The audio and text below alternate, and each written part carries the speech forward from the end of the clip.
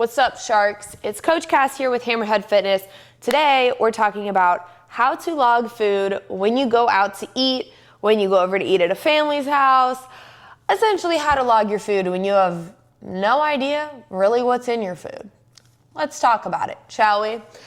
So, there's a couple of different things to consider, so let's start with the easy things first. Now, most chain restaurants, Chipotle, Chick-fil-A, whatever you want, their menu will literally be right on MyFitnessPal. So all you have to do is type the name of the chain restaurant into the search bar on MyFitnessPal, and their entire menu will come up. So all you have to do is select the items that you ate from their menu, and it will log a serving of that for you. So that is super easy. However, if you're at a local restaurant or something like that where MyFitnessPal does not have the menu, then we're just going to have to take our best educated guess, but let me show you exactly how to do that. For example, this week after church, I ate out at this adorable, amazing little local Cuban place in my town. So I had sopas, which if you don't know, they're like these little fried corn, thick tortilla things, and then they top them with like beans, chicken, lettuce, like all the fixings. So freaking good. And if I knew the name of the place, I would advertise it right here and now, but I'm drawing a blank. So shout out to that little Cuban restaurant. I love you so much. But anyway, obviously their menu is not on MyFitnessPal, and I had zero measurements of how much of anything they put on my sopas, right? So I took my best guess, and here's how I did it. My sopas had refried beans, shredded chicken, shredded lettuce, diced tomatoes, and cojito cheese. So what did I do? I logged every single ingredient separately, okay? And this is how you're gonna be the most accurate with most things that you eat. So first, I Googled how many calories and like what the macros are on traditional sopas because I had no idea. Obviously, I don't know those things. So I Googled it, and then when I looked them up on MyFitnessPal, I logged the one where the macros matched the most closely to whatever I found on Google. So you can see the macros for each item on MyFitnessPal, but like if you search it up and then click on it, it shows you in these big rings right here how many calories, how much protein, how many fats, how many grams of carbs. So if you don't know generally like what should be in something, like the macro makeup of something, you can just Google it or Chat GPT it and then compare that with what you find on MyFitnessPal. And that is the best way to be totally accurate. Then I took my best guess as to the portion sizes on the refried beans and the shredded chicken that were on my plate. MyFitnessPal, when you look up an item, it will typically initially pull up like what a normal serving size of each item is. So when I eat out, I log about 1.5 of whatever MyFitnessPal gives me because you know how restaurants in America like to serve us way more than a normal portion size. So we really want to make sure we're actually accounting for what is on our plate. Then I logged the shredded lettuce and tomatoes. Guys, veggies, especially raw veggies, not cooked with olive oil, butter, or anything, are literally the easiest thing in the planet to log. And literally don't overstress about it because they're low in calorie. It's a lot of water and just like vitamins and nutrients. So yes, you still have to log them, but please don't get hung up on that kind of thing. And then lastly, we had the cheese. So even though there was barely any cojita cheese on these, I still logged it because cheese is one of those foods that really sneaks up on you with how calorie dense it is. So even just that slight sprinkling of cheese that I had over my sopas was probably at least 100 calories. And so I wanted to make sure that I was accounting for even the garnish.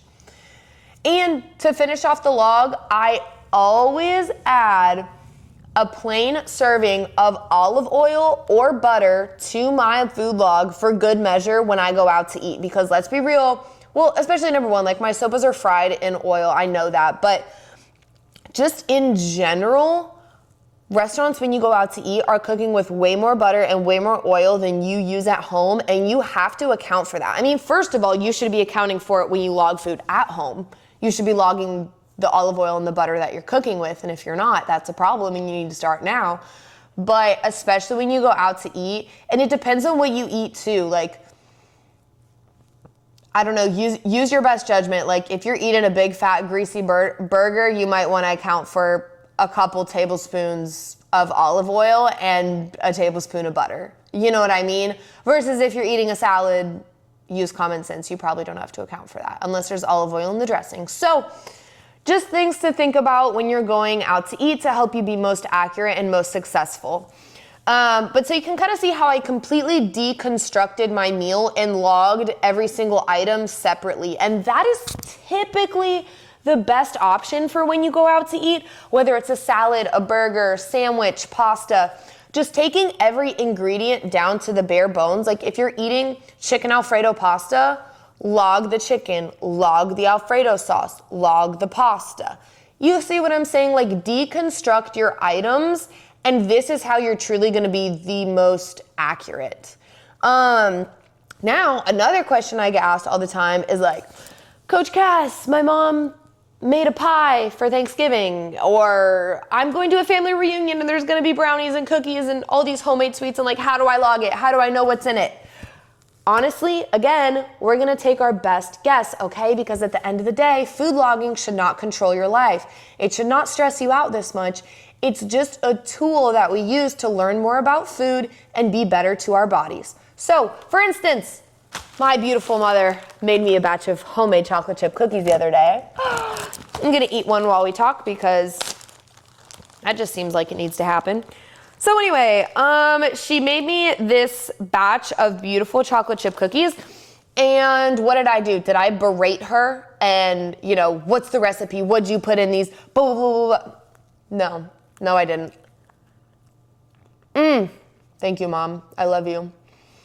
No, what I did instead is I went on MyFitnessPal and I typed in homemade chocolate chip cookie. I looked at my options, picked one that looked about right. Okay, you all have good judgment. I know you do. I mean, you hired me as your coach, so like obviously you have good judgment. But kidding, not really though.